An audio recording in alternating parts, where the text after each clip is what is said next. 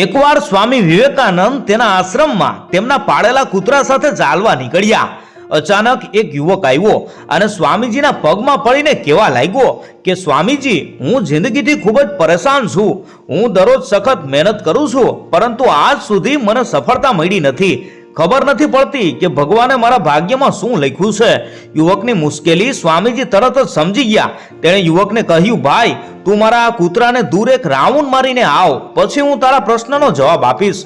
યુવકને પણ થોડુંક અજુગતું લાગ્યું, પરંતુ તે કંઈ બોલ્યા વગર કૂતરાને લઈ અને જતો રહ્યો. થોડી વાર પછી તે કૂતરાને લઈ તે યુવક આશ્રમમાં પરત આવ્યો. સ્વામીજીએ જોયું તો કૂતરું જોર જોરથી હાંફી રહ્યું હતું, જ્યારે યુવકના ચહેરા ઉપર હજુ પણ તેજ યથાવત હતું. સ્વામીજીએ કહ્યું કે ભાઈ, મારું કૂતરું આટલું થાકી કેમ ગયું? તને તો કોઈ થાક દેખાતો નથી. યુવકે કહ્યું કે સ્વામીજી, હું તો ધીરે ધીરે આરામથી ચાલી રહ્યો હતો, પરંતુ આ કૂતરું તો બહુ જ અશાંત હતું. તે માર્ગમાં આવતા દરેક પશુઓની આગળ પાછળ દોડતું હતું, એટલા માટે તે થાકી ગયું લાગે છે. આ સમયે સ્વામીજીએ કહ્યું કે તારા પ્રશ્નનો જવાબ પણ આ જ છે. તારું લક્ષ્ય પણ તારી આજુબાજુમાં છે, પરંતુ તું તારા લક્ષ્યને છોડી અને બીજા લોકોની આગળ પાછળ દોડ્યા કરે છે. જેનાથી તું મેળવવા માંગે છે તે તારાથી દૂર જતું રહે છે.